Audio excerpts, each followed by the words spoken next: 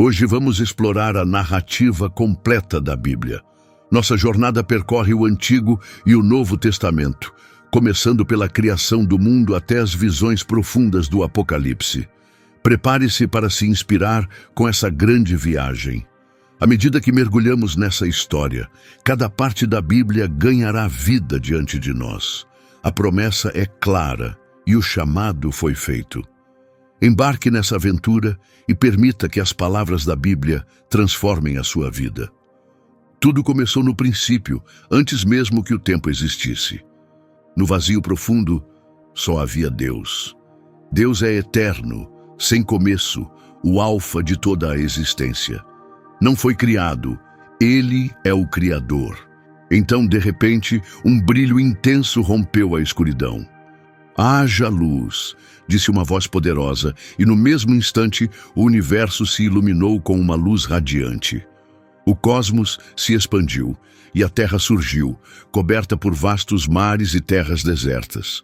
Deus observou sua criação e, em silêncio, refletiu sobre o próximo passo.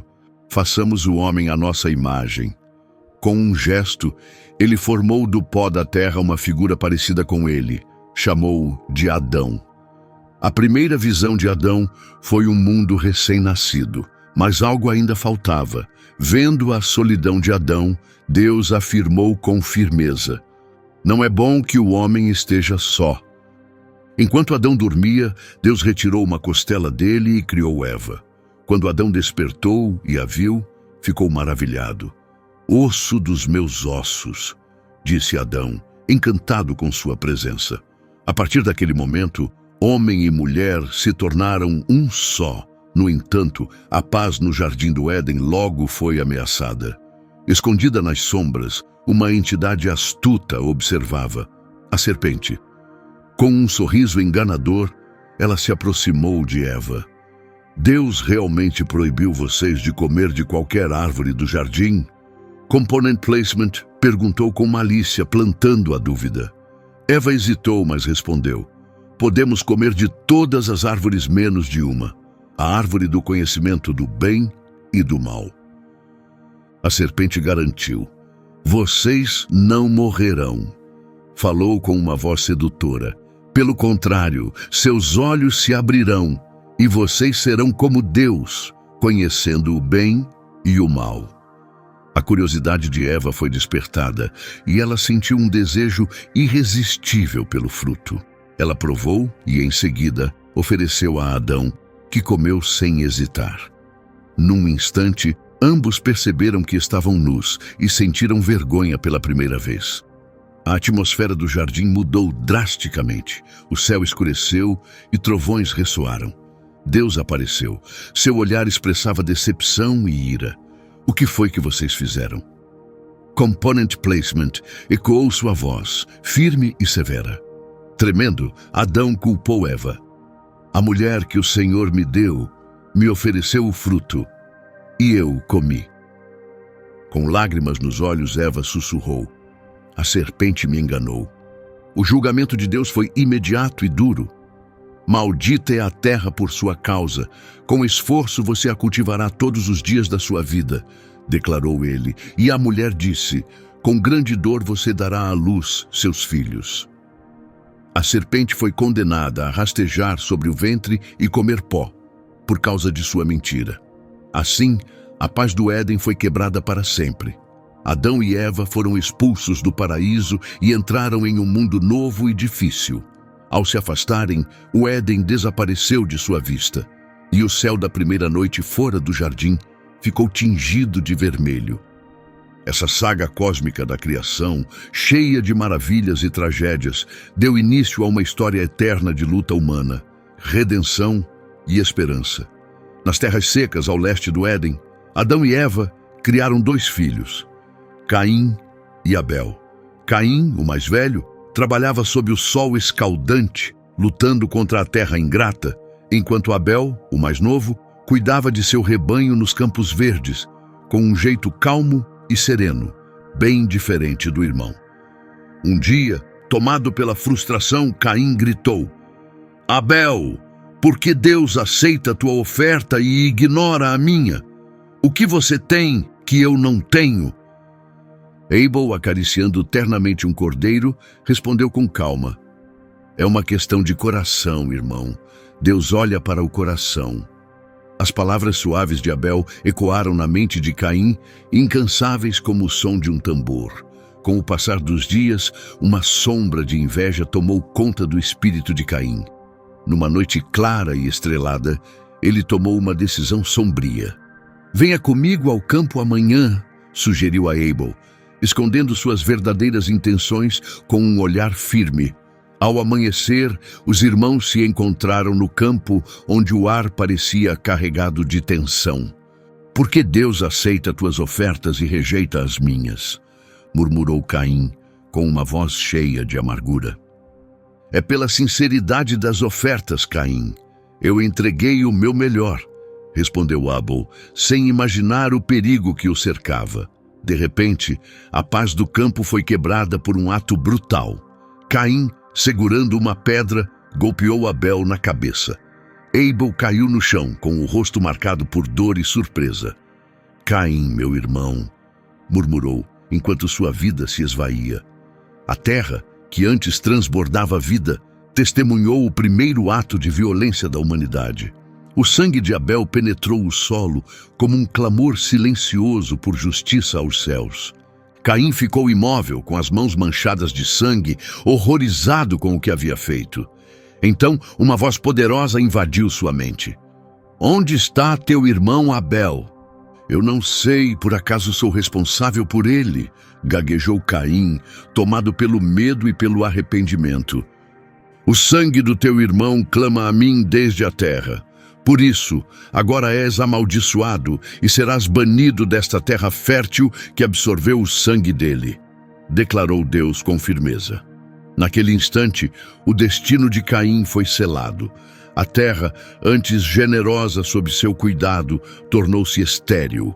Ele seria condenado a vagar como fugitivo, marcado para sempre por seu crime, o primeiro assassino da história humana.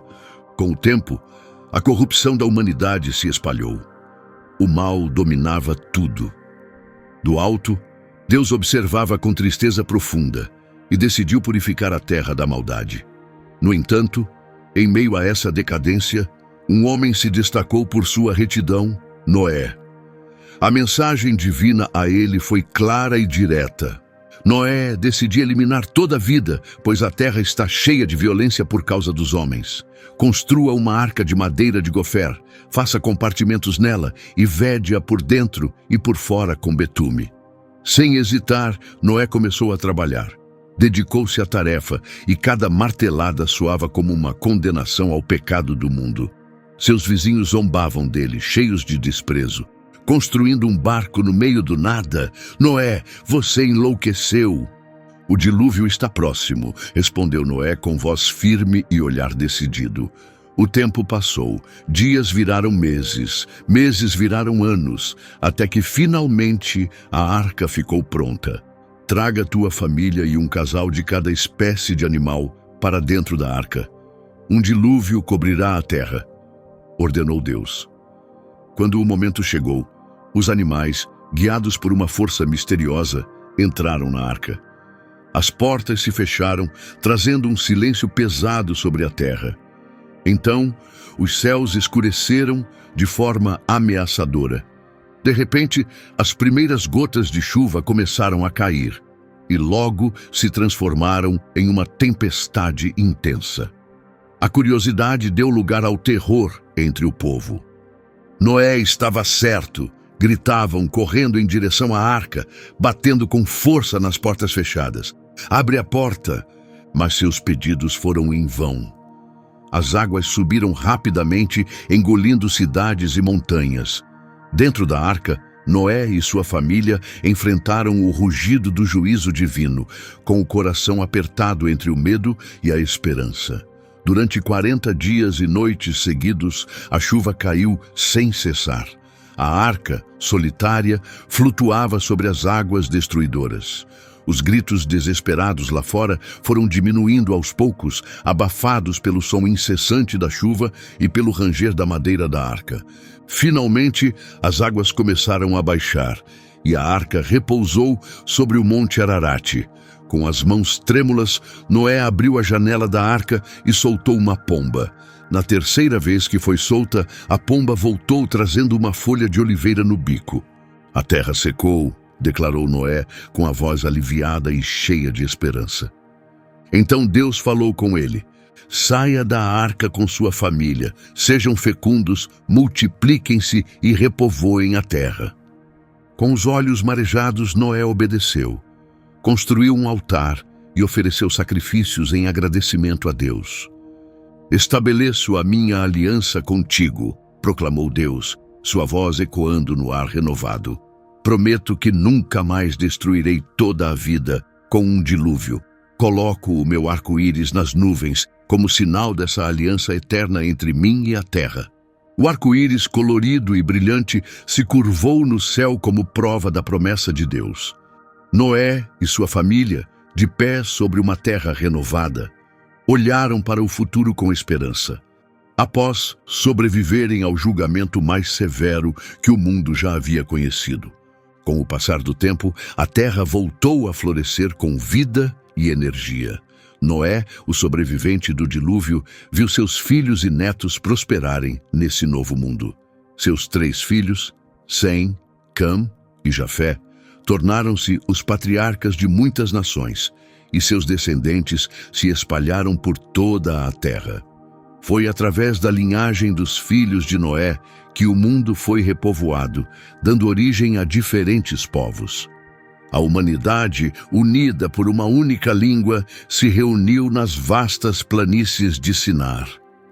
Vamos construir uma cidade e uma torre que alcance os céus, proclamou Nimrod, seu líder ambicioso. Assim seremos famosos e evitaremos que sejamos espalhados por toda a terra.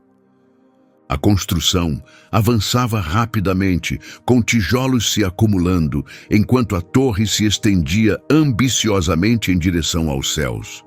Mais alto, insistia Nimrod, ela deve alcançar o firmamento.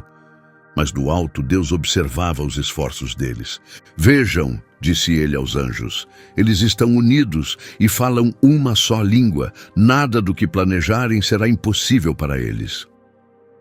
De repente, o barulho da construção parou. Um trabalhador gritou por mais tijolos, mas a resposta que ouviu foi estranha e incompreensível.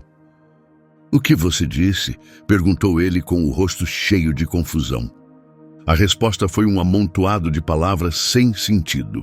"O que está acontecendo?" gritou Nimrod, tentando manter o controle, mas seus comandos se perderam em meio ao ruído incompreensível. A confusão se espalhou de forma rápida e devastadora. "Falem direito! Eu não estou entendendo nada!" clamavam as pessoas. Em um instante, a comunicação eficaz virou caos. Amigos próximos se olhavam sem conseguir se entender, com expressões de desespero. "Nimrod, faça alguma coisa!" imploravam, mas nem mesmo suas ordens conseguiam atravessar a barreira das línguas. O trabalho na grande torre parou de forma repentina. Ela ficou inacabada, um monumento à ambição humana e às consequências da intervenção divina. Com a multiplicação das línguas, a comunidade se fragmentou. Grupos e famílias se separaram, partindo em busca de novos lugares onde pudessem se entender e viver em paz. Nimrod, parado aos pés da torre incompleta, olhou ao redor diante do caos. "Isso não pode estar acontecendo", murmurou para si mesmo, mas ele sabia que haviam sido vencidos por uma força muito maior do que qualquer governante da terra. Observando de longe, Deus contemplou a dispersão. "Assim será", proclamou ele, com um tom de autoridade e um leve traço de tristeza. "A humanidade se espalhará e encherá a terra, mas jamais esquecerá o preço de sua arrogância." Mais tarde, Deus voltou sua atenção para uma família destinada a preparar o caminho do Messias.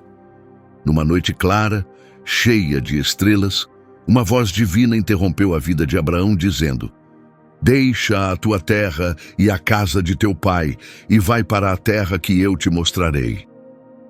Essa voz não foi ouvida com os ouvidos, mas ressoava com mais força e autoridade do que qualquer tempestade. Você será o pai de uma grande nação.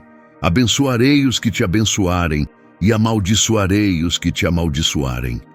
Todas as nações da terra serão abençoadas por meio de você. O coração de Abrão bateu acelerado, cheio de determinação. Sem hesitar, ele respondeu: Aqui estou, Senhor. Obedecerei ao teu chamado. Na manhã seguinte, ele compartilhou essa mensagem divina com sua esposa, Sarai. Precisamos partir, declarou com firmeza. Para onde? Perguntou Sarai. Não sei ao certo, admitiu Abrão com o olhar firme. O Senhor nos guiará. Abrão, Sarai, seu sobrinho Ló e todos os seus bens iniciaram uma jornada que os afastou das terras conhecidas em direção ao desconhecido. Ao atravessarem os vastos desertos, descobriam novas paisagens a cada dia. Numa noite tranquila, sob um céu coberto de estrelas, a voz de Deus se manifestou novamente. Esta terra que se estende diante de você, eu darei aos seus descendentes. Ao contemplar a imensidão de Canaã, Abrão sentiu o peso e a grandeza da promessa de Deus, mesmo sabendo que o caminho seria cheio de dificuldades. Viajando 2 campos férteis de Canaã até as terras misteriosas do Egito, Abrão enfrentou muitos desafios. Apesar de tudo, as promessas de Deus permaneciam vivas em seu coração e fortaleciam sua fé. Olhe para o céu e conte as estrelas, se conseguir. Assim será o número dos seus descendentes, declarou Deus.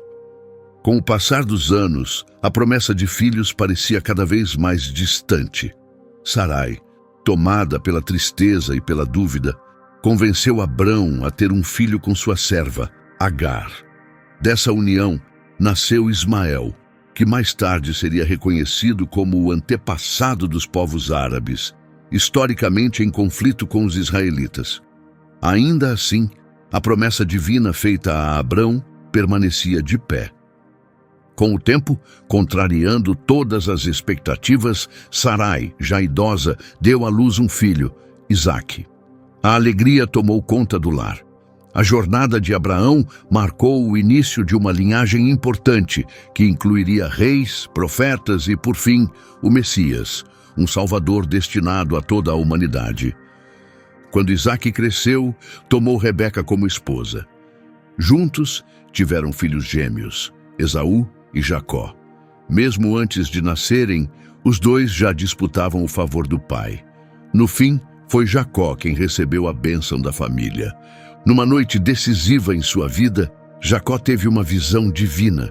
Sonhou com uma escada que ligava a terra ao céu, com anjos subindo e descendo por ela. No topo estava o Senhor, que declarou: Eu sou o Senhor, o Deus de teu pai Abraão e o Deus de Isaque. A terra onde estás deitado, eu a darei aos teus descendentes. Estou contigo e te protegerei onde quer que fores. Jacó era pai de 12 filhos e uma filha. Entre os filhos, José, o penúltimo, foi escolhido para levar adiante uma promessa divina feita à sua linhagem. Essa distinção despertou ciúmes entre os irmãos, que acabaram vendendo José como escravo para o Egito. Mesmo enfrentando muitas dificuldades, José chegou a ocupar um cargo de grande autoridade, tornando-se conselheiro-chefe do faraó, guiado pela sabedoria divina. Durante uma fome severa, seus irmãos foram ao Egito em busca de alimento, sem saber que o homem poderoso diante deles era justamente José, o irmão que haviam traído. Emocionado, José revelou sua identidade, dizendo entre lágrimas: Sou José, aquele que vocês venderam para o Egito. Mas não tenham medo, pois foi plano de Deus que eu viesse até aqui para salvar suas vidas. Ele os perdoou e levou toda a sua família para o Egito, instalando-os na região fértil de Gósen, onde o povo de Israel, que inicialmente era de 70 pessoas, começou a crescer e prosperar.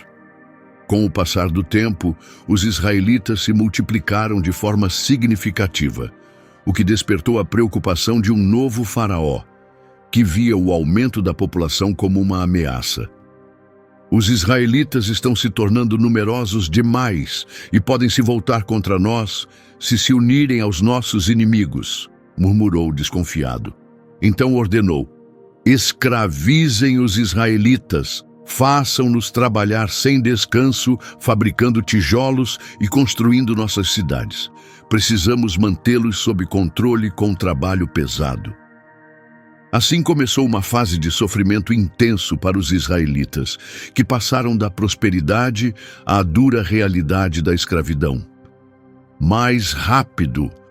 Gritavam os capatazes enquanto estalavam os chicotes no ar, impondo um trabalho cruel e incessante, sem dar aos hebreus um instante de descanso. Foi nesse tempo sombrio que Moisés nasceu, numa época em que o faraó havia decretado a morte de todos os meninos hebreus recém-nascidos. A ordem era assustadora: lancem todo menino hebreu no rio Nilo.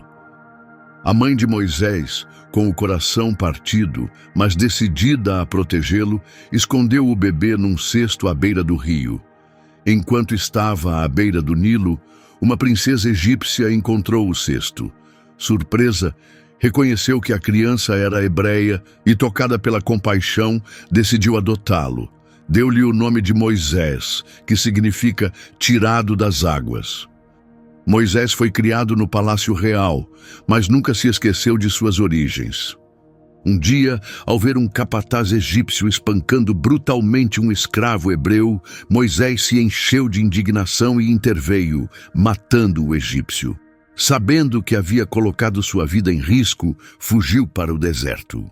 Enquanto isso, os israelitas continuavam a sofrer sob uma escravidão implacável e, em sua angústia, clamaram a Deus por libertação. Salva-nos, Senhor, liberta-nos desta escravidão. Deus ouviu seus clamores.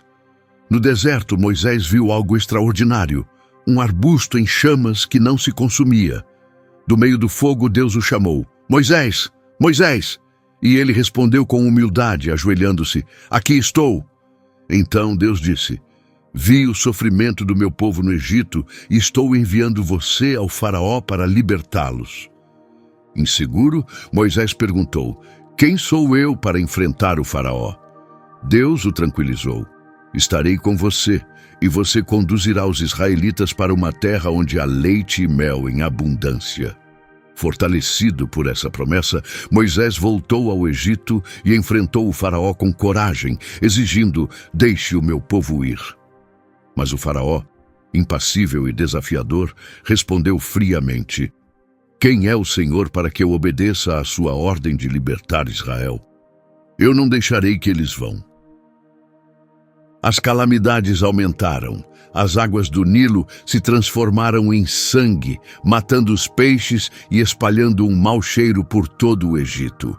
As casas foram invadidas por rãs, moscas e piolhos, causando grande desespero entre os egípcios. A cada praga, o faraó implorava a Moisés: pede ao teu Deus que pare com essas desgraças. Mas, assim que a praga cessava, o coração do faraó se endurecia novamente, e ele se recusava a libertar os israelitas.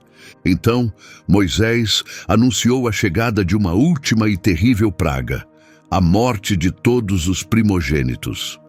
Naquela noite, o anjo da morte passou pelo Egito, e a terra foi tomada pelo choro das famílias que encontravam seus filhos mais velhos sem vida. Devastado pela dor, o faraó cedeu e disse a Moisés: vai embora com teu povo. Assim, depois de 400 anos no Egito, os israelitas iniciaram o êxodo sob a liderança de Moisés. Eram cerca de 600 mil homens, sem contar mulheres e crianças. Quase 2 milhões de pessoas no total. Caminharam em direção ao Mar Vermelho, mas logo o coração do faraó mudou novamente e ele enviou seus carros de guerra para persegui-los. Quando os israelitas viram o exército egípcio se aproximando, ficaram apavorados. Será que não havia túmulos no Egito? Por que nos trouxeste para morrer aqui? Perguntaram a Moisés, cheios de medo. Confiem no Senhor, respondeu Moisés, erguendo seu cajado. Em resposta, o mar se abriu milagrosamente, formando paredes de água e um caminho seco no meio. Avancem, ordenou Moisés, conduzindo o povo pelo leito do mar. Os egípcios o seguiram, mas quando os israelitas alcançaram o outro lado, Moisés levantou o cajado novamente e as águas voltaram a seu lugar, cobrindo os soldados egípcios em um ato de justiça divina. Livres de seus opressores, os israelitas celebraram com alegria, cantando louvores a Deus. O Senhor é minha força e meu cântico. Ele se tornou minha salvação, dançando e cantando em gratidão pela liberdade. A jornada pelo deserto trouxe novos desafios. A água era escassa e a fome aumentava. O povo reclamava: "Por que nos tiraste do Egito para morrer de fome no deserto?" Em meio à angústia, Moisés pediu ajuda a Deus e presenciou milagres.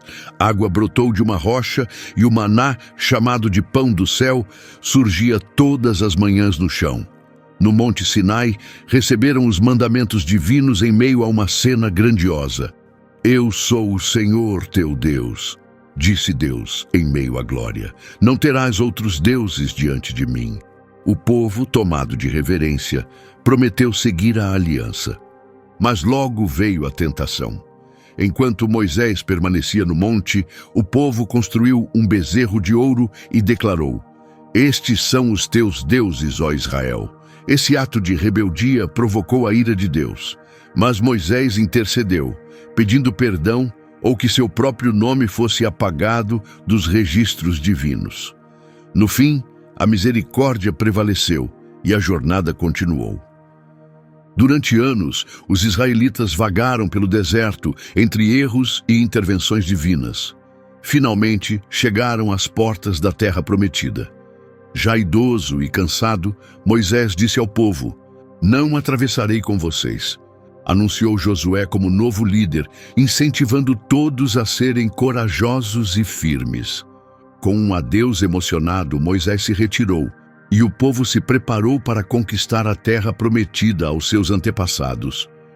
Josué, agora à frente do povo, encarou o rio Jordão com determinação.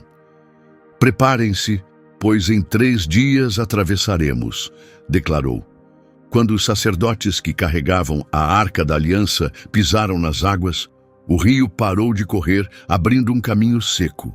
Ao comando de Josué, o povo atravessou o leito do rio, tomado de admiração e esperança pelo futuro. Jericó foi o primeiro grande desafio, com seus muros altos e aparentemente impenetráveis. O Senhor garantiu a Josué: "Jericó está em suas mãos." Ele orientou que os guerreiros marchassem ao redor da cidade uma vez por dia durante 6 dias. No 7º dia, deveriam dar 7 voltas e, ao final, os sacerdotes tocariam as trombetas. Durante toda a semana, os israelitas marcharam em silêncio, com os passos ecoando nos muros, enquanto os moradores de Jericó zombavam lá de cima. No 7º dia, ao som das trombetas, Josué gritou: "Gritem! O Senhor nos entregou a cidade." Naquele instante, os muros de Jericó desabaram com um estrondo. Os israelitas invadiram a cidade, gritando com força, e cumpriram a ordem divina de não poupar ninguém. A conquista prosseguiu com batalhas intensas, incluindo uma em Gibeão, onde uma aliança de reis tentou resistir. Josué liderou seu exército numa marcha noturna para surpreender os inimigos. Durante o combate, quando a luz do dia começava a desaparecer, Josué clamou: "Sol, pare sobre Gibeão, e lua, detenha-se no vale de Aijalon." Milagrosamente, os astros obedeceram, prolongando o dia até que a vitória fosse garantida. Um dia sem igual na história, em que o Senhor atendeu à voz de um homem. A campanha continuou, espalhando medo entre os cananeus a cada vitória de Israel.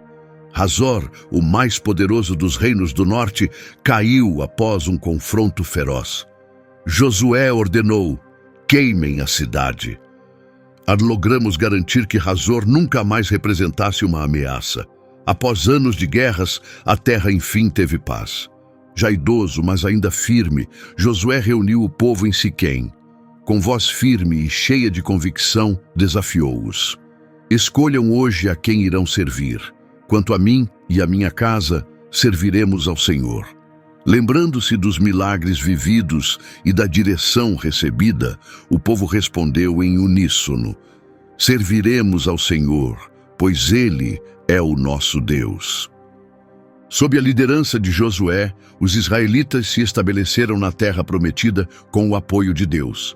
No entanto, após a morte de Josué, surgiram novos desafios. Sem um líder firme, Israel entrou num período instável, com fé oscilante.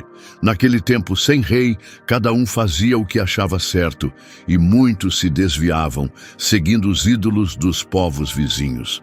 Essa desobediência fez com que Deus permitisse que nações estrangeiras os oprimissem como forma de correção.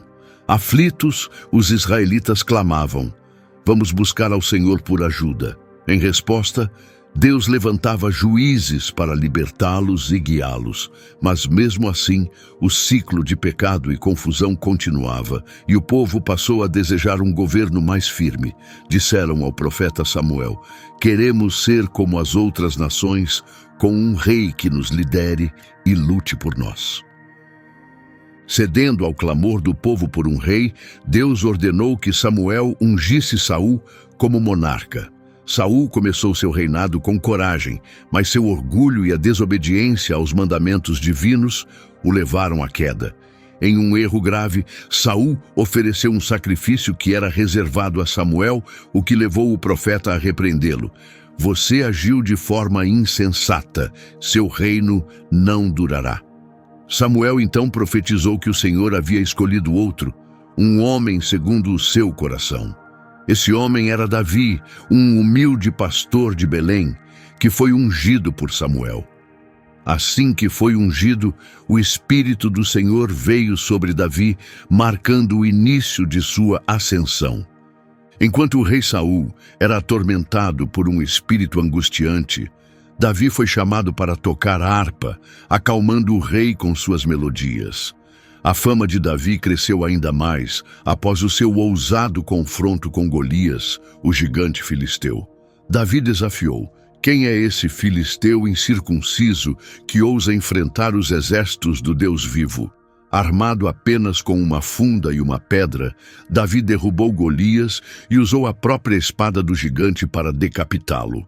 Essa vitória foi amplamente celebrada em Israel, mas também despertou a inveja de Saul, que passou a ver Davi como um rival. Mesmo com as várias tentativas de Saul de matá-lo, Davi sempre conseguiu escapar. O reinado de Saul terminou de forma trágica no campo de batalha, quando ele tirou a própria vida para não ser capturado pelos filisteus. Após sua morte, tornou-se claro para todos que Davi, filho de Jessé, estava destinado a ser rei. Como governante, Davi unificou as tribos e estabeleceu Jerusalém como capital, demonstrando coragem e justiça. No entanto, Davi também teve suas falhas. Ele se apaixonou por Batseba, esposa de Urias, e esse desejo o levou a cometer adultério e planejar a morte de Urias. Quando o profeta Natã o confrontou, Davi reconheceu seu erro e confessou: pequei contra o Senhor. Apesar desse grave pecado, Deus reafirmou sua aliança com Davi, prometendo que sua descendência e seu reino durariam para sempre. Davi reinou por 40 anos e, antes de morrer, aconselhou seu filho Salomão: seja forte, comporte-se como homem e siga os mandamentos do Senhor. Salomão, conhecido por sua sabedoria, iniciou seu reinado pedindo a Deus um coração sábio para governar com justiça, e Deus atendeu ao seu pedido, concedendo-lhe sabedoria, riquezas e honra. Salomão construiu o templo em Jerusalém, tornando-o um grande centro de adoração. No entanto, em sua velhice, os muitos casamentos de Salomão o afastaram do Senhor, pois suas esposas o levaram a adorar outros deuses. Esse desvio acabou enfraquecendo a fidelidade de Salomão a Deus e plantou as sementes da divisão do reino. Com a morte de Salomão, terminou uma era de sabedoria e prosperidade, dando início a um período de incertezas. Seu filho, Roboão, assumiu o trono, mas teve dificuldades para governar. O reino se dividiu rapidamente. 10 tribos se separaram e formaram o Reino do Norte, chamado Israel, liderado por Jeroboão, enquanto apenas Judá e Benjamim permaneceram fiéis a Roboão, mantendo o Reino do Sul, Judá, com Jerusalém como capital. Jeroboão, temendo que seu povo voltasse a Jerusalém para adorar e acabasse se reunindo novamente com Judá, tomou medidas drásticas para consolidar seu poder. Ele declarou: "Farei 2 bezerros de ouro, um em Betel e outro em Dan. Estes são os teus deuses, ó Israel, que te tiraram do Egito." Esse ato de idolatria levou o povo de Israel a se desviar para práticas pagãs. O declínio espiritual se aprofundou à medida que profeta após profeta alertava contra a crescente corrupção, mas em vão. O Reino do Norte, com uma sucessão de 19 reis, mergulhou cada vez mais na maldade, sem que nenhum deles buscasse retornar aos caminhos de Deus. O período atingiu seu ponto mais sombrio sob o reinado do rei Acabe, marcado por uma profunda decadência moral.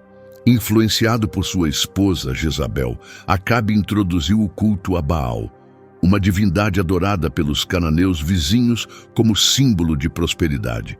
Jezabel deu ordens claras: ergam altares para Baal, o que seduziu ainda mais os israelitas, afastando-os de sua fé em troca de ganhos materiais. Em meio a esses tempos difíceis, Deus levantou Elias, um profeta conhecido por sua fé fervorosa e declarações corajosas. Diante do rei Acabe, Elias proclamou: "Tão certo como vive o Senhor, o Deus de Israel, a quem sirvo, não haverá orvalho nem chuva nos próximos anos, a não ser por minha palavra." E assim começou uma seca severa que durou 3 anos e devastou a terra. O confronto decisivo entre Elias e os profetas de Baal aconteceu no Monte Carmelo. Elias lançou um desafio direto ao rei Acabe: reúna todo o povo de Israel e os 450 profetas de Baal no Monte Carmelo. A atmosfera no Monte Carmelo era carregada de expectativa. Os profetas de Baal invocaram seu Deus desde o amanhecer até o meio-dia, realizando rituais intensos de automutilação e danças frenéticas. Quando chegou a vez de Elias, ele orou com calma: "Senhor, Deus de Abraão, Isaque e Jacó, mostra hoje que tu és o verdadeiro Deus em Israel." De repente, um fogo desceu do céu e consumiu não apenas o sacrifício, mas também a lenha, as pedras e até a água ao redor. Diante dessa demonstração do poder divino, o povo gritou em uníssono: "O Senhor é Deus! O Senhor é Deus!" e se prostrou em reverência profunda. Os profetas de Baal foram então capturados e executados. Elias orou por chuva e logo o céu se encheu de nuvens, trazendo uma tempestade forte que revigorou a terra seca, encerrando a longa seca. No entanto, os eventos milagrosos no Monte Carmelo não diminuíram a fúria de Jezabel. Elias, desanimado e com medo de morrer, fugiu para o deserto e orou pedindo a morte: "Senhor, já basta, tira a minha vida." Mas em vez da morte, um anjo apareceu e lhe ofereceu comida e ânimo, dizendo: "Levanta-te e come, pois a caminhada será longa." Apesar dessas intervenções divinas marcantes, Israel continuou afundando na idolatria e na injustiça social. Essa desobediência persistente resultou em julgamento divino por meio de ameaças políticas. Isaías, outro profeta, declarou: "O Senhor escolheu a Assíria como instrumento de sua ira contra nós." À medida que o Império Assírio, conhecido por sua crueldade, avançava, o pânico se espalhava por Israel.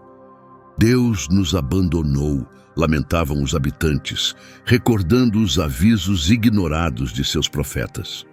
A queda foi rápida e devastadora. O reino do norte foi dominado, e os exércitos assírios romperam suas defesas. As cenas que se seguiram foram caóticas e brutais. Levem todos, homens, mulheres e crianças. Destruam tudo! Gritavam os soldados assírios. Prédios foram incendiados e os gritos de dor dos cativos enchiam o ar.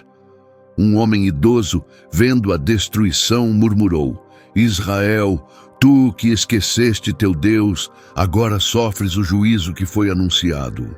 Os moradores, agora prisioneiros, foram levados acorrentados. Assim, o povo de Israel foi espalhado por todo o Império Assírio e sua identidade como Reino do Norte se dissolveu lentamente nas páginas da história.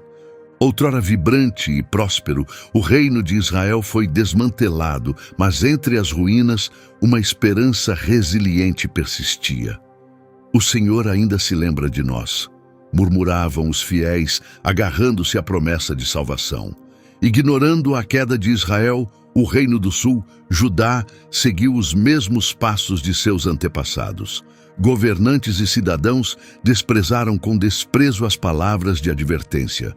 Em desafio, o rei Jeoaquim queimou os escritos proféticos de Jeremias, mas a mensagem divina permaneceu intacta. Assim, em 597 a.C., o rei Nabucodonosor da Babilônia cercou Jerusalém, criando um clima de tensão palpável. Por que ignoramos os conselhos de Jeremias? Lamentavam alguns em desespero. Amedrontado, o rei Zedequias buscou secretamente os conselhos do profeta. Jeremias foi direto: renda-se e viva. No entanto, Zedequias não teve coragem de obedecer. O cerco durou 18 meses, até que as defesas de Jerusalém caíram. Os babilônios foram impiedosos. Incendeiem o templo, destruam a cidade, ordenou Nabucodonosor. O fogo consumiu o templo, o palácio real e as casas, iluminando o céu da noite com chamas furiosas. Em uma tentativa desesperada de fuga, Zedequias foi capturado. Seus filhos foram mortos diante de seus olhos. Essa será a última visão que você terá, declarou o oficial babilônio antes de cegá-lo e acorrentá-lo. Os sobreviventes, acorrentados e humilhados, foram levados rumo à Babilônia em longas filas lamentando: Nosso Deus nos abandonou. Mesmo assim, nem o cativeiro conseguiu silenciar a voz de Deus. Por meio da vida de Daniel, Sadraque, Mesaque e Abed-nego, Deus mostrou seu poder e fidelidade. Em meio às ruínas, o ar se enchia de promessas de redenção e renovação. Tenho planos para o bem de vocês, anunciou o Senhor por meio de Jeremias, e os trarei de volta a esta terra depois de 70 anos de exílio. De forma inesperada, a mudança chegou. Ciro, o Grande, rei da Pérsia, conquistou a Babilônia. Nesta noite memorável, o Senhor me entregou todos os reinos da terra, declarou Ciro com espanto, e me incumbiu de construir um templo em Jerusalém.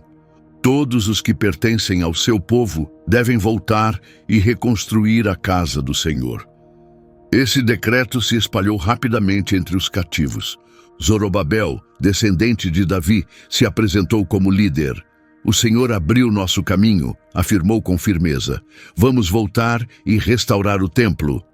Cheios de esperança renovada, os judeus iniciaram a longa jornada de volta a Jerusalém. Ao chegarem, encontraram apenas destroços e desolação. Esta era a cidade do nosso Deus, sussurravam, com os olhos cheios de lágrimas. Mesmo assim, Zorobabel encorajou o povo. Comecemos pelo altar e adoremos ao Senhor primeiro. As obras começaram com entusiasmo, mas logo surgiram zombarias e ameaças de inimigos. O que esses judeus fracos podem fazer?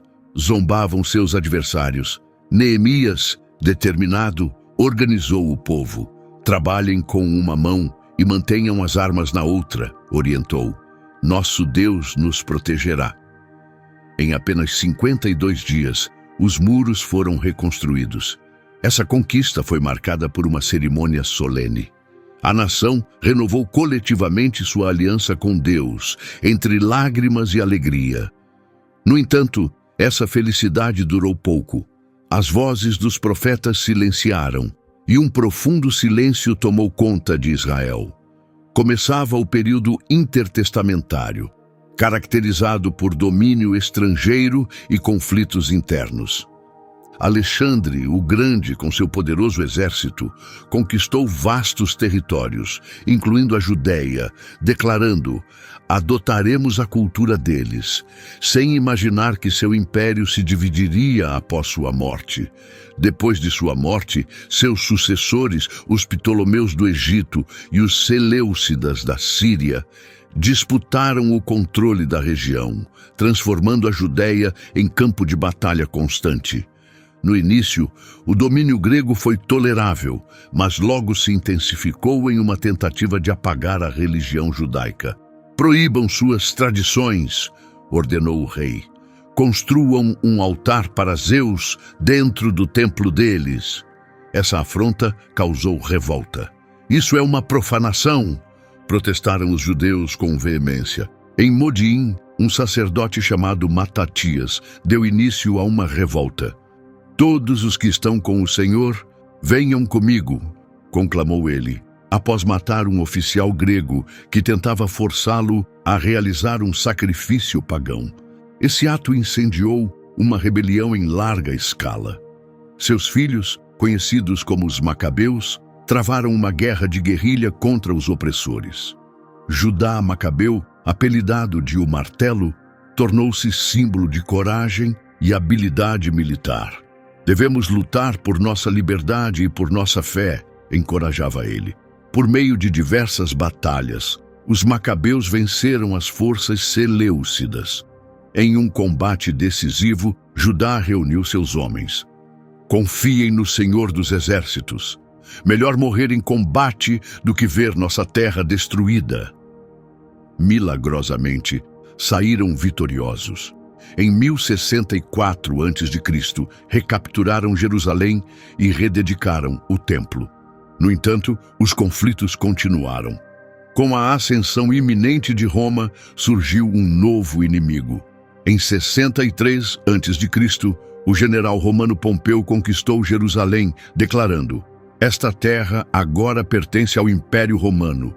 A Judéia foi transformada em uma província romana, governada por procuradores e autoridades que serviam aos interesses do Senado de Roma. Nesse cenário político, Herodes, o Grande, conhecido por sua crueldade e astúcia, chegou ao poder com o apoio romano. Erguerei um templo de esplendor incomparável, declarou, tentando conquistar a simpatia do povo. Contudo, seu governo foi marcado por opressão. Apesar da ausência de profetas, a esperança na vinda do Messias permanecia viva, preparando o caminho para um momento decisivo da história espiritual. Durante a noite, os céus sobre Belém se iluminaram repentinamente. Pastores nos campos ficaram atônitos diante de uma visão extraordinária. Um anjo apareceu e proclamou com autoridade celestial: não tenham medo, trago boas notícias de grande alegria para todo o povo. Hoje, na cidade de Davi, nasceu o Salvador, que é Cristo, o Senhor. Ao ouvirem isso, os pastores correram para Belém. Em um estábulo simples, a jovem mãe, Maria, observava seu recém-nascido com admiração e ternura. Ela recordava a mensagem do anjo Gabriel: ele será exaltado e chamado Filho do Altíssimo. Perto dali, José, tomado por um senso profundo de responsabilidade, aproximou-se e disse: Maria, as profecias se cumpriram através de você, de ti virá o governante de Israel. A paz do momento foi logo interrompida pela chegada dos pastores, que entraram animados. Anjos apareceram para nós, contaram, cheios de entusiasmo, tendo vindo ver o Salvador. Ao verem a criança, ajoelharam-se em profunda reverência e declararam: glória a Deus nas alturas e paz na terra. Enquanto isso, no Oriente, homens sábios estudiosos dos astros notaram um fenômeno celestial incomum. Uma estrela nos guiou até aqui. afirmaram com convicção. Movidos por esse sinal, viajaram longas distâncias até chegarem a Jerusalém.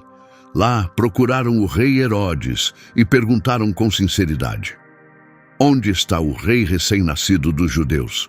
Seguimos sua estrela para lhe prestar homenagem. Perturbado e alarmado, Herodes consultou os sacerdotes e escribas. Eles lhe disseram: as escrituras afirmam que ele nascerá em Belém da Judeia, pois o profeta escreveu: Belém, na terra de Judá, de modo algum és a menor entre os líderes de Judá, porque de ti sairá um líder que guiará meu povo, Israel. Herodes então instruiu os magos com falsas intenções. Procurem com atenção pelo menino, disse ele, escondendo seus verdadeiros motivos. E quando o encontrarem, avisem-me, para que eu também vá adorá-lo. Seguindo a estrela, os magos finalmente chegaram ao local onde estava o menino. Ali, encontraram Jesus e lhe ofereceram presentes de ouro, incenso e mirra, dádivas dignas de um rei. Encontramos o rei, declararam com profunda reverência. No entanto, tendo sido avisados em sonho para não voltarem a Herodes, os magos decidiram seguir por outro caminho de volta. Herodes, furioso e sentindo-se enganado, decretou uma ordem terrível: matem todos os meninos com menos de 2 anos em Belém e nos arredores. Seu comando foi motivado por ódio e desespero. Naquela mesma noite, um anjo do Senhor apareceu a José em sonho. Levante-se, disse o anjo. Pegue o menino e sua mãe e fuja para o Egito.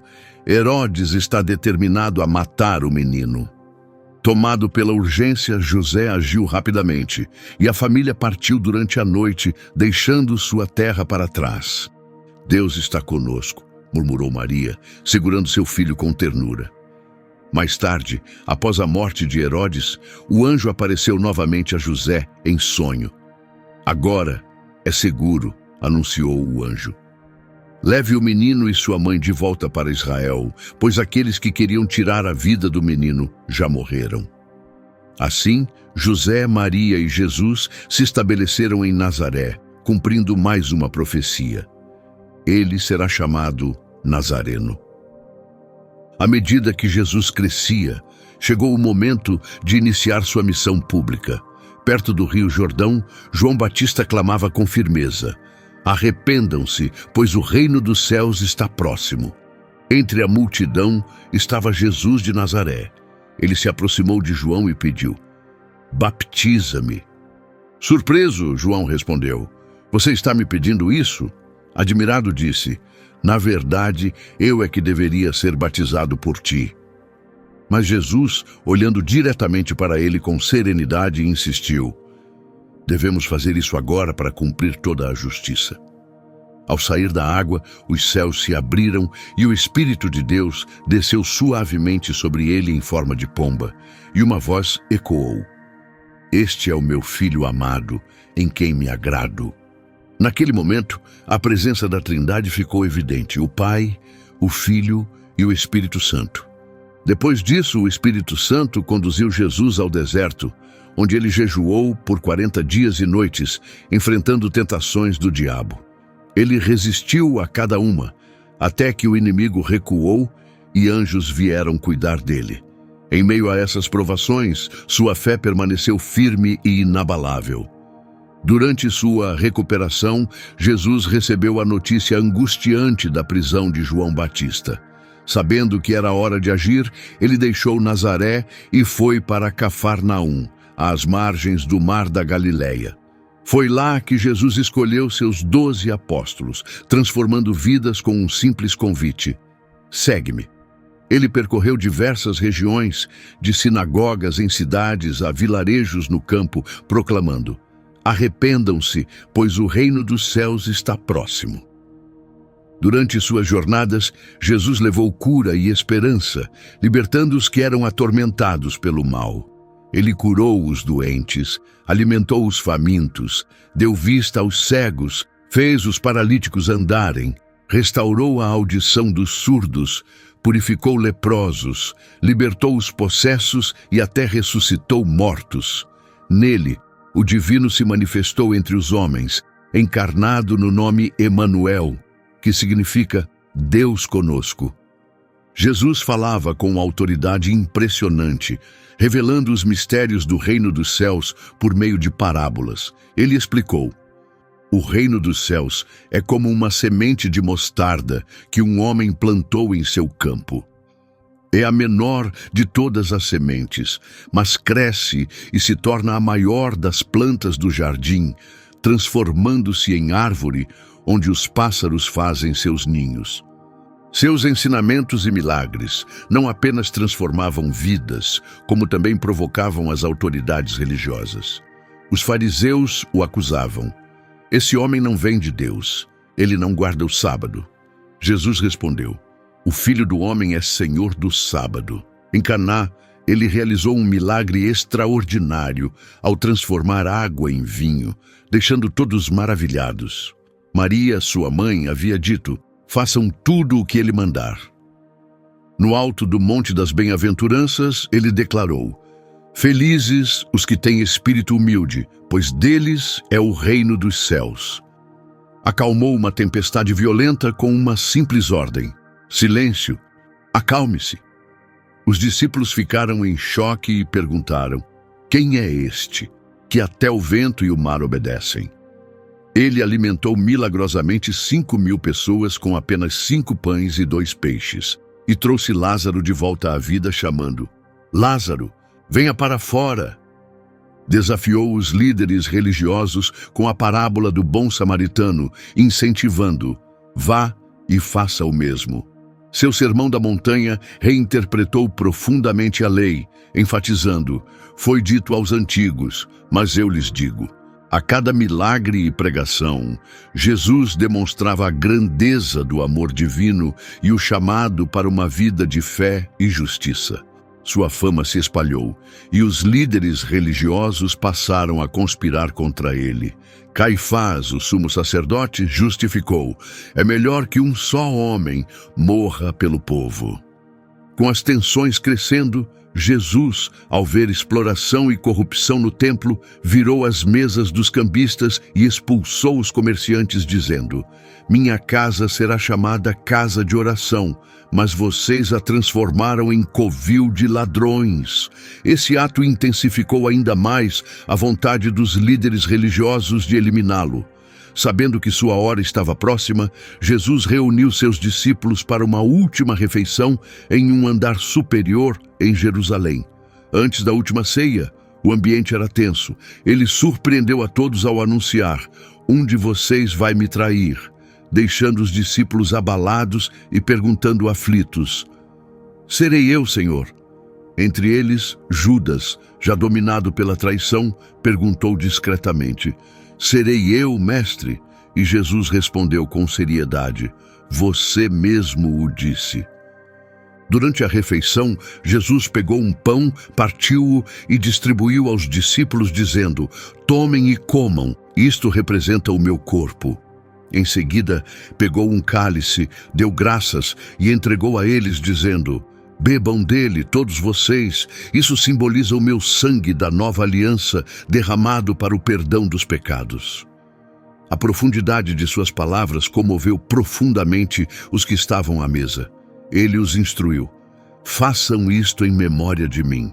Jesus sabia que esse gesto se tornaria parte essencial da adoração cristã. Após a ceia, Jesus e seus discípulos caminharam até o jardim do Getsêmani. Dominado pela tristeza, ele confidenciou a Pedro, Tiago e João: minha alma está profundamente angustiada, a ponto de morrer. Afastando-se para orar sozinho, enfrentou uma agonia intensa e seu suor caiu como gotas de sangue. Clamou ao Pai: se for possível, afasta de mim este sofrimento, contudo que não seja feita a minha vontade, mas a tua. Assim, ele abraçou seu destino. A paz do jardim foi interrompida quando Judas chegou com um grupo armado. Cumprimentando Jesus de forma traiçoeira, disse: saudações, mestre, e o entregou com um beijo. Esse gesto deu início à prisão de Jesus, enquanto os discípulos fugiam apavorados, deixando-o nas mãos dos guardas. De coração partido, Jesus perguntou a Judas: "É com um beijo que você trai o Filho do Homem?" Em seguida, os guardas o prenderam e seus seguidores desapareceram. Jesus foi levado ao Sinédrio, onde enfrentou interrogatórios e agressões. "Você é o Messias?" desafiaram os principais sacerdotes. Jesus respondeu: "Mesmo que eu explique, vocês não acreditarão. Mas em breve o Filho do Homem estará sentado à direita do poder de Deus." Insistiram: "Então você é o Filho de Deus?" Jesus confirmou: "Vocês estão dizendo que eu sou." Enfurecido, o sumo sacerdote rasgou suas vestes e acusou: "Blasfêmia! Ele deve ser condenado à morte." Ao amanhecer, Jesus foi levado a Pilatos, o governador romano. Pilatos lhe perguntou: "Você é o rei dos judeus?" E Jesus respondeu: "É você quem está dizendo isso." Sem encontrar culpa alguma, Pilatos sugeriu soltá-lo conforme o costume da Páscoa. Perguntou à multidão: "Quem vocês querem que eu solte, Barrabás ou Jesus, chamado Messias?" Influenciado pelos sacerdotes, o povo escolheu Barrabás. "E o que devo fazer com Jesus?" insistiu Pilatos. A multidão gritou: "Crucifica-o, crucifica-o!" Então Jesus foi severamente açoitado, com o corpo ferido e sangrando. Os soldados zombaram dele, colocaram uma coroa de espinhos sobre sua cabeça e o vestiram com um manto púrpura. "Salve, Rei dos Judeus!" escarneciam, batendo em sua cabeça. Depois o conduziram até o Gólgota, onde ele foi forçado a carregar sua cruz. Na cruz, Jesus orou: "Pai, perdoa-lhes, pois eles não sabem o que fazem." 2 criminosos foram crucificados ao seu lado. Um zombou dizendo: "Se és o Cristo, salva a ti mesmo e a nós também." O outro reconheceu sua culpa e suplicou: "Jesus, lembra-te de mim quando entrares no teu reino." Jesus respondeu com compaixão: "Em verdade te digo, hoje estarás comigo no paraíso." Ao meio-dia, uma escuridão cobriu a terra. Em dor, Jesus exclamou: meu Deus, por que me abandonaste?" Pouco depois, expirou dizendo: "Está consumado." A terra tremeu e o véu do templo se rasgou ao meio. Um centurião romano, ao testemunhar tudo, declarou: "Certamente este era o Filho de Deus."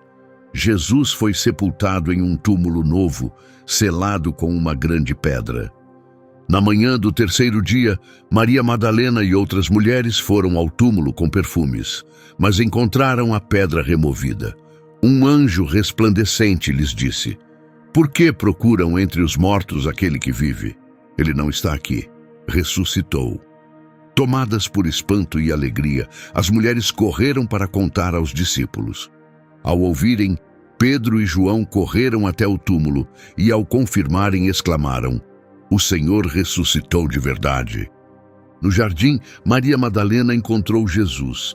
Cheia de emoção, exclamou: "Mestre!" e se ajoelhou diante dele. Jesus lhe disse: "Vá e conte aos meus irmãos que estou voltando para o nosso Pai." Em aparições posteriores, Jesus mostrou suas feridas para confirmar quem era e saudou os discípulos com: "A paz esteja com vocês." Então soprou suavemente sobre eles, transmitindo o Espírito Santo. Mais tarde, no alto do Monte das Oliveiras, Jesus dirigiu-se aos seus discípulos e declarou: "Foi-me dada toda a autoridade no céu e na terra. Vão e façam discípulos de todas as nações, batizando-os em nome do Pai, do Filho e do Espírito Santo, e ensinando-os a obedecer tudo o que eu lhes ordenei. E lembrem-se, estarei com vocês sempre, até o fim dos tempos." Após essa bênção final, ele ascendeu ao céu, sendo encoberto por uma nuvem.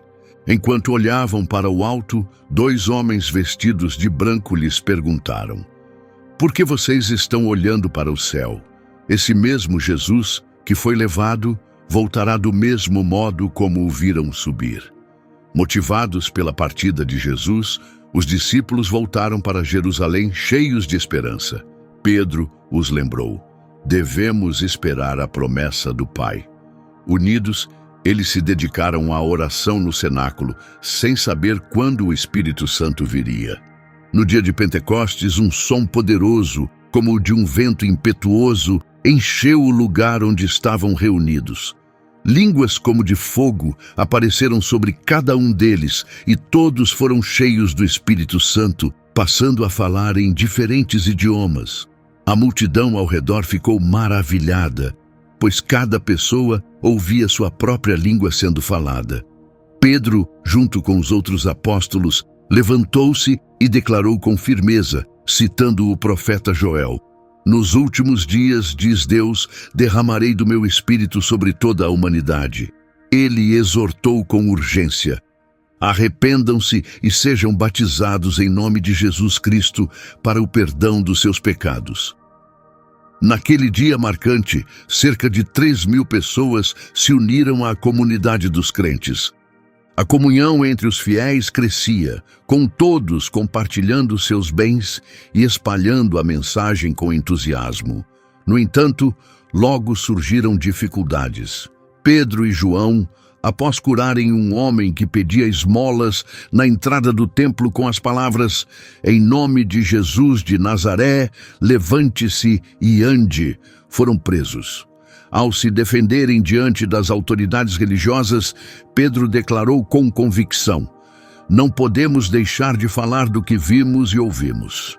A hostilidade contra os seguidores de Jesus aumentava. Estevão, homem cheio de fé e de poder, foi acusado por aqueles que não conseguiam refutar sua sabedoria.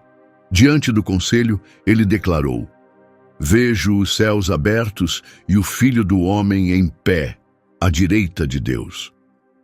Mesmo com essa visão divina, foi apedrejado até a morte, orando em seus últimos momentos: Senhor, não lhes imputes este pecado. Sua morte marcou o início de uma perseguição severa que espalhou os crentes pelas regiões da Judéia e da Samaria. Entre eles estava Filipe, um dos diáconos escolhidos, que levou muitos samaritanos à fé por meio de sua pregação. Saulo de Tarso, conhecido por perseguir os cristãos com fervor, viajava para Damasco com autorização do sumo sacerdote para prender todos os seguidores de Jesus que encontrasse. No caminho, uma luz brilhante vinda do céu o envolveu, fazendo-o cair por terra. Uma voz perguntou: Saulo, Saulo, por que me persegues? Atônito ele perguntou: quem és tu, Senhor? A resposta veio: eu sou Jesus, a quem você está perseguindo. Levante-se e entre na cidade e ali receberá instruções. Cego e abalado, Saulo foi conduzido por seus companheiros até Damasco. Ali, Ananias, um discípulo fiel, recebeu do Senhor a missão de curá-lo. Ele se aproximou e disse: irmão Saulo, o Senhor Jesus, que lhe apareceu no caminho, enviou-me para que você volte a enxergar e seja cheio do Espírito Santo. Imediatamente, como se escamas caíssem de seus olhos, Saulo recuperou a visão e foi batizado, marcando sua transformação em Paulo, um missionário apaixonado pelas verdades de Cristo. Paulo, acompanhado por Barnabé e guiado pelo Espírito Santo, levou o Evangelho ao mundo gentio. Apesar de enfrentar constantes ameaças e dificuldades, viram muitas pessoas aceitarem a fé. Permaneceram firmes, repetindo com convicção: não podemos deixar de falar sobre o que vimos e ouvimos. No importante concílio de Jerusalém, discutiu-se se os gentios deveriam seguir a lei de Moisés. Pedro, recordando sua experiência na casa de Cornélio, afirmou: por que testar a Deus, impondo sobre os gentios um jugo que nem nossos antepassados, nem nós conseguimos suportar? Somos salvos pela graça do Senhor Jesus, assim como eles. Ficou decidido que os gentios não precisariam cumprir os pesados requisitos da lei de Moisés. Paulo prosseguiu em sua missão, apesar de inúmeros sofrimentos, como naufrágios, açoites e prisões. Em Atenas, proclamou com ousadia: Deus, que antes tolerava os tempos de ignorância, agora ordena a todos, em todos os lugares, que se arrependam. Em Éfeso, milagres extraordinários aconteceram por meio de Paulo, exaltando o nome do Senhor Jesus. Muitos abandonaram práticas de feitiçaria, queimando publicamente seus livros de magia. Eventualmente, Paulo foi preso, mas apelou para ser julgado em Roma. Durante a viagem, sobreviveu a um naufrágio devastador. Todos os a bordo foram salvos, cumprindo a promessa divina feita a Paulo. Não temas, Deus te concedeu a vida de todos os que navegam contigo. Os destroços da embarcação chegaram à ilha de Malta. Lá, enquanto recolhia lenha, Paulo foi picado por uma víbora. Os moradores da ilha pensaram que ele estava sendo punido por algum crime, mas ao vê-lo ileso, mudaram de opinião e disseram: ele deve ser um deus. Durante sua estadia, Paulo realizou curas, inclusive a do pai do chefe da ilha, o que conquistou a admiração dos malteses, que providenciaram tudo de que precisavam para a viagem até Roma. Mesmo preso em Roma, Paulo continuou seu ministério por meio de cartas enviadas às igrejas e a outros missionários. Essas epístolas traziam palavras de ânimo e força, revelando sua fé inabalável. Em uma delas, escreveu aos Filipenses: tudo posso naquele que me fortalece. Apesar das correntes, seu espírito permaneceu firme, seu compromisso com o Evangelho inquebrantável e seu impacto na igreja primitiva, profundo e duradouro. Ao mesmo tempo, Pedro, João e outros apóstolos continuavam a pregar em Jerusalém e nas regiões ao redor. Em um sonho revelador, Pedro foi guiado até a casa de Cornélio, um centurião romano, marcando um momento decisivo na expansão da mensagem cristã para os não-judeus. Pedro declarou: agora compreendo verdadeiramente que Deus não faz acepção de pessoas, mas aceita todo aquele que o respeita e pratica a justiça de qualquer nação. Enquanto isso, exilado na ilha de Patmos, o apóstolo João teve uma revelação profética que viria a formar o livro do Apocalipse. Nessa visão, Jesus declarou: eu sou o princípio e o fim. A revelação, cheia de imagens simbólicas e profecias sobre o futuro, trouxe encorajamento e desafio aos cristãos perseguidos, reafirmando a promessa de que a vitória final pertence a Cristo. No entanto, em 17 de julho de 64 d.C., um incêndio catastrófico tomou conta de Roma. Então, lar de mais de 1 milhão de habitantes. Nero, o imperador reinante, vestido com trajes teatrais, subiu à torre de Múcio para observar a cena aterradora de sua cidade sendo consumida pelas chamas. O incêndio devastou Roma por 7 noites e 6 dias, deixando 70% da metrópole em cinzas. Das 14 regiões da cidade, 10 foram gravemente atingidas. O fato de que os danos foram mínimos nas 4 regiões habitadas principalmente por judeus e cristãos deu a Nero uma desculpa para acusar falsamente os cristãos de terem iniciado o fogo. Como resposta, Nero iniciou uma repressão brutal contra os cristãos, usando a crucificação como método comum de execução. A perseguição foi tão intensa que, segundo relatos, houve escassez de madeira para fabricar cruzes, dado o grande número de fiéis condenados à morte. Muitos cristãos foram amarrados a postes, cobertos com piche e incendiados, servindo como tochas humanas para iluminar as noites de Roma. Esse período marcou um dos episódios mais sombrios de perseguição em massa contra a igreja.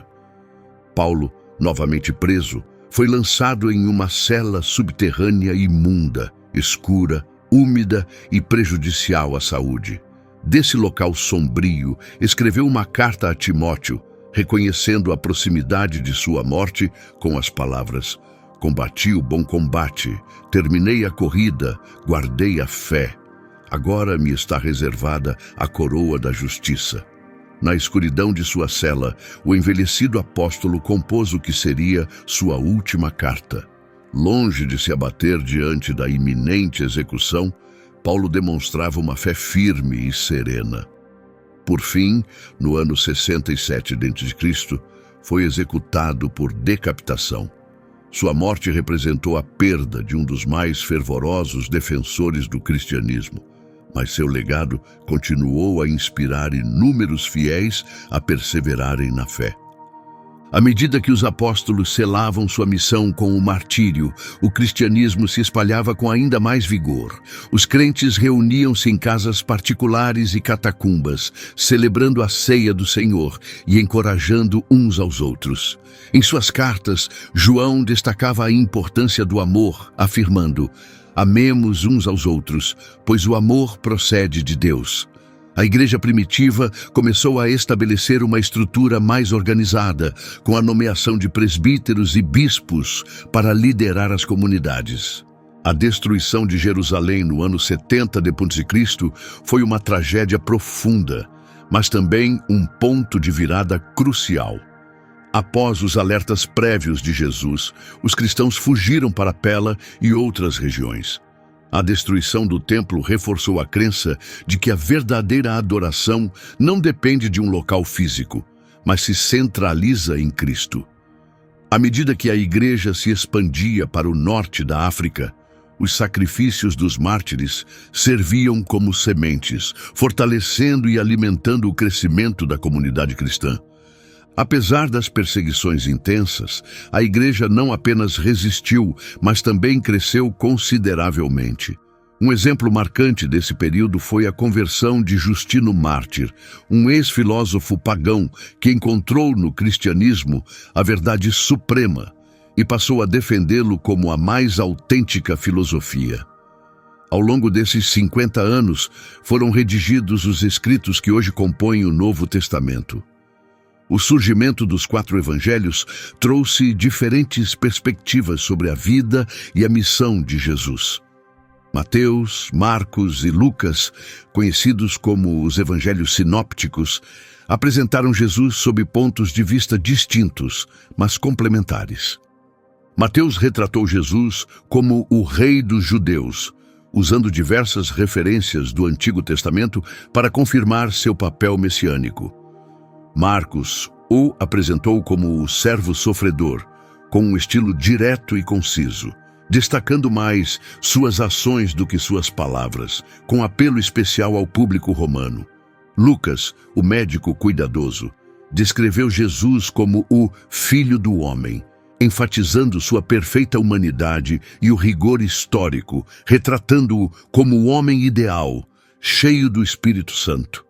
O Evangelho de João, escrito no final do primeiro século, enfrentou os desafios do gnosticismo ao afirmar: Jesus é verdadeiramente Deus e verdadeiramente homem. Para comprovar a divindade de Cristo, João selecionou cuidadosamente 7 milagres e 7 declarações. Eu sou. Seu evangelho começa com: no princípio era o Verbo, e o Verbo estava com Deus, e o Verbo era Deus, estabelecendo a base teológica de sua mensagem. O livro de Atos dá continuidade à narrativa, detalhando como a igreja primitiva se espalhou a partir de Jerusalém para cidades como Antioquia e Éfeso. A expansão do cristianismo pelo mundo era vista como uma história em andamento, sem fim, refletindo a crença de que a trajetória da igreja continua a se desenrolar. O último capítulo do Novo Testamento é o Apocalipse, um livro repleto de profecias sobre o fim dos tempos e o retorno de Cristo à Terra. Essas visões, ainda por se cumprir, foram reveladas a João durante seu exílio na ilha de Pátimos. Ele descreve a visão de um novo céu e uma nova terra, e relata como o Cordeiro vence a besta, a nova Jerusalém desce do céu. A história da igreja não terminou com esses escritos. Somos os descendentes e continuadores da igreja fundada no Pentecostes. O mesmo Espírito que inspirou os apóstolos continua a nos guiar hoje. Para compreender a essência do Apocalipse, o último livro da Bíblia, não deixe de assistir a este vídeo. Se você pensa que Apocalipse trata apenas de destruição, escuridão ou do diabo, está enganado. O livro, na verdade, revela o que acontecerá antes, durante e depois da volta de Cristo. É um conhecimento essencial. Lembre-se de curtir e compartilhar este vídeo para espalhar a história completa da Bíblia. Que Deus te abençoe.